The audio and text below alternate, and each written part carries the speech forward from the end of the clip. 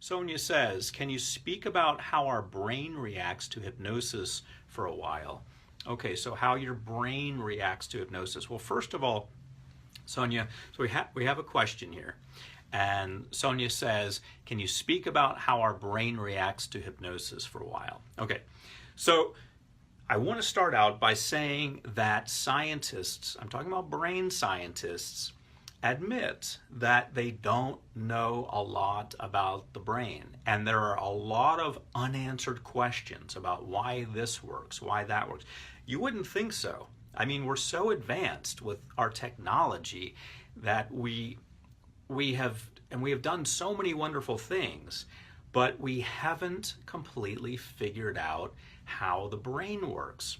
And there is a big push on right now. You may have noticed from movies such as Ex Machina and other movies. There's a movie starring Johnny Depp where the idea is, in the movie starring Johnny Depp, I don't recall the name of it at the moment, perhaps somebody can put it up here, but they were taking the conscience or the consciousness of Johnny Depp, the character that he was playing, and he himself was the scientist, and he, with the help of his assistant, uploaded it into a computer program, and it seemed realistic, and it actually is a possibility. It's pretty far off, but it is a possibility. In the television series Limitless, we also saw this, where there was an organization, fictitious again, working on that, uploading your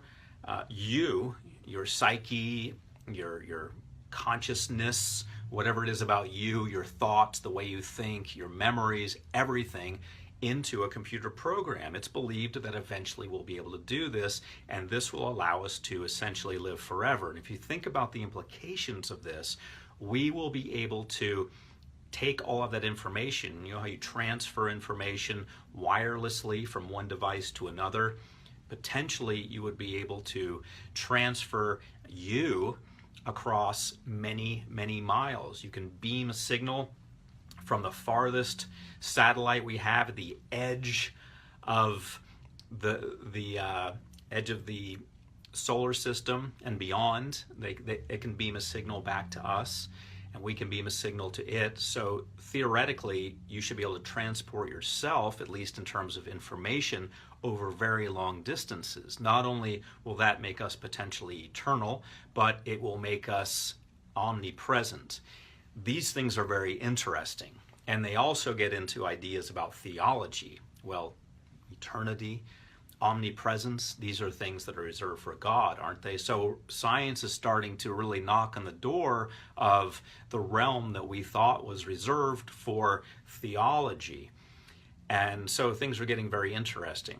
But we're not there yet, and we don't know if we're going to get there, but we may. And when I say we, I'm not a scientist involved in this. I'm just a spectator who reads the paper and likes science podcasts and is really fascinated by this. But when we bring that back home now, well, let's get grounded again. When we talk about the here and now, Sonia, and we talk about how our brain reacts to hypnosis, I want you to understand, first of all, the limitations that we have in our understanding of the brain. Secondly, the extremely advanced research that's happening right now that is going to be more than cutting edge. It's going to, because you think about it, if you become reduced to a program, you can change that program. So this idea of the brain reacting potentially in the future will no longer be an issue, because if we become computerized to some degree, it's really going to get interesting. So if you're not up to speed on your reading about what's going on, you really should be, because it's going to be a fascinating new world.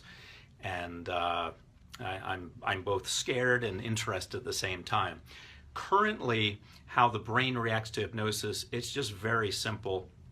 What we know is very simple, almost Stone Age, really, when you think about what I just talked about, what we're working on. But the brain reacts to hypnosis by just slowing down a little bit. So when you talk in a hypnotic way, using words, I'm talking a little slower now to give you an example. When you slow your words down and talk in a hypnotic voice. Then you allow the other person to relax. And you do that in combination with relaxing words, such as saying the word relaxed, and creating a peaceful scene, such as we do in the induction, and then a deepening where you intensify that. And then we get the brain to slow down to what we call alpha. In alpha, it becomes more suggestible. So beta is where we are right now, hopefully, full awakening consciousness, fully engaged in life, wide awake, alert. When we slow down a little bit, like when we hear relaxing words, or when we hear words that are hypnotic, or perhaps we hear a teacher who's talking monotone, that can cause us to drift down into alpha. And so then we become more suggestible. So your brain reacts to hypnosis by becoming more relaxed. Now, the way to answer your question further, Sonia, the way it reacts would further be modified by what you're working on. So if you're working on confidence, the brain would react by hopefully creating new neural pathways, allowing you to be more confident, allowing you to see the connections between you in the past and you being more confident. We talked about some research the other day that's being conducted that shows that memories are not very reliable. And the legal system has known about this for a long time. Scientists in the world of psychology are starting to look into this more and more.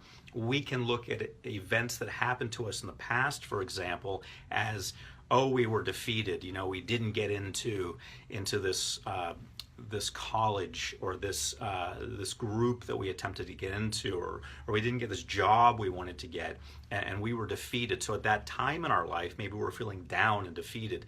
Later on, if we become successful in something else, we may look at that time as a time that we felt good, that we thought, hey, who cares? Who needs the system, or who needs the school, or who needs what have you?